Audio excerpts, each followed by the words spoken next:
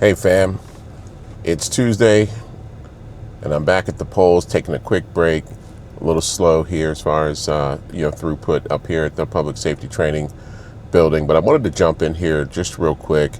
I was informed this morning that there is a candidate that's very upset down at the Edmondson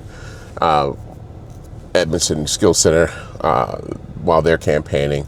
They saw a video that I posted the other day talking about Chezia Cager and the situation where when she was fired from being the chief of staff for the mayor, making $225,000 a year, the mayor then quietly put her in a special role as special advisor to the mayor, quietly and unbeknownst to the public, paid her a salary of $160,000. I did some research on that situation. I subpoenaed through MPA the records for Chezia Cager to see what email activity she had going on during a period of time of about 90 days. And what I was able to glean from that is that during that period of 90 days, she did not author one email during that time, and which gave me an indication that she was not really working very much, if at all. That was confirmed by sources down at City Hall who hadn't seen her in months. And essentially, the mayor was paying her $160,000 a year salary to do absolutely nothing.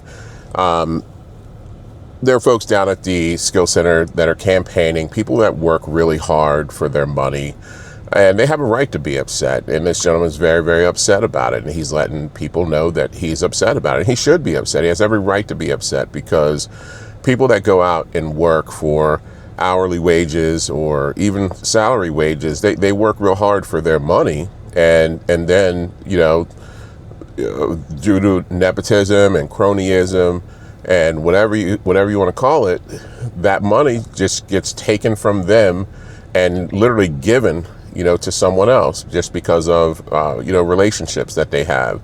And there's nothing more maddening than you're working hard to earn money and to feed your family and put food on the table, and to have someone that's not working at all that's taking the money that you worked hard, to make. And I understand why they're upset, but what's really for me is even worse is the other day I was just perusing the tables and all the candidates that are running for office down at Edmondson Skills Center, and I just want to see who's supporting who. I picked up a piece of literature at one of the tables, and it looked like it was a ballot that's backed by Paris Gray, 8th District Councilman for Baltimore City. And I see Chezia Cager is on his ballot. So he supports her and he's pushing her. That's where the problem just gets exacerbated. I think the mayor made a huge mistake. I don't think he thinks that he didn't.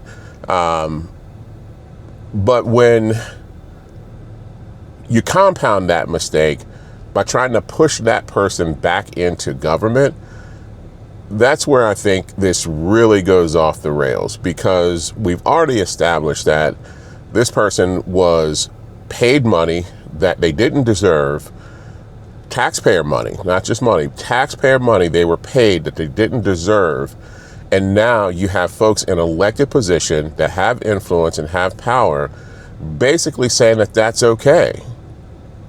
Paris Gray, it's not okay. It's not okay for you to back someone that has already done that to the taxpayers.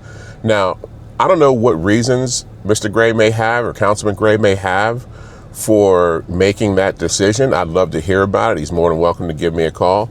I'm sure somebody that has my number, and I'd be happy to listen to your rationale, Councilman, as to why that is a decision that you made. But given what I know about this situation, I would not expect to see Chezia Cager on anyone's ballot, on anyone's ticket, running for public office. We've already gone down this road. We got her out of government where she was making money that she didn't deserve.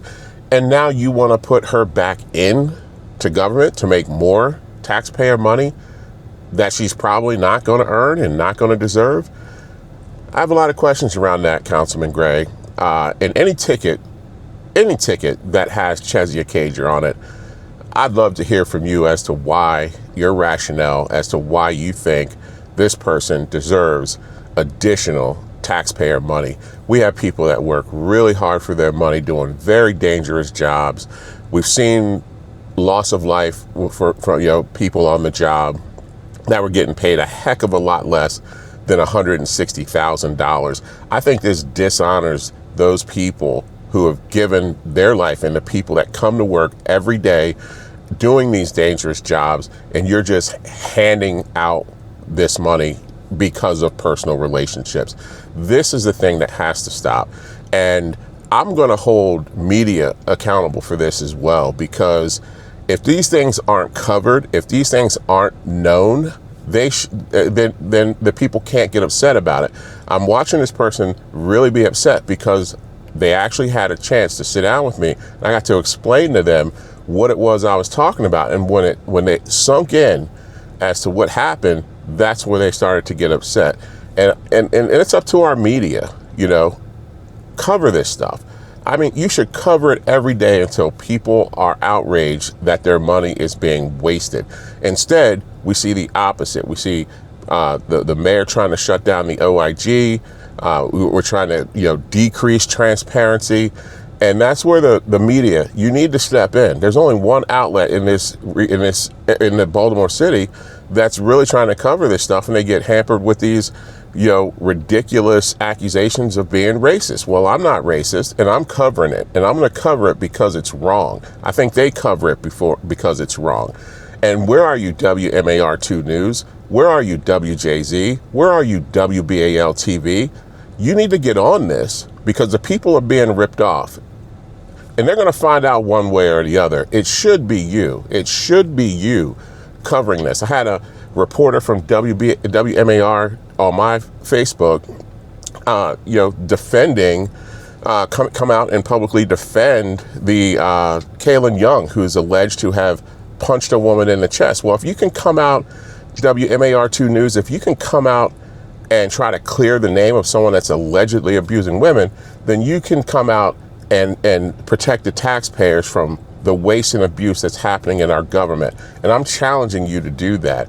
You should be covering this, not me. I'm just a citizen. I don't get paid to do this. It's your job to cover the news. It's your job to protect the citizens of Baltimore, and you need to step up. I'll leave it there. But I can tell you, as long as I'm around, more and more people are going to know what's going on, and more people are going to be upset about it. And what I want is for our news organizations to take responsibility for the jobs that they chose to be in. And it's up to you to educate the public. It's not up to me. And I hope you hear this, and I hope you will take a different position on what you cover in this city.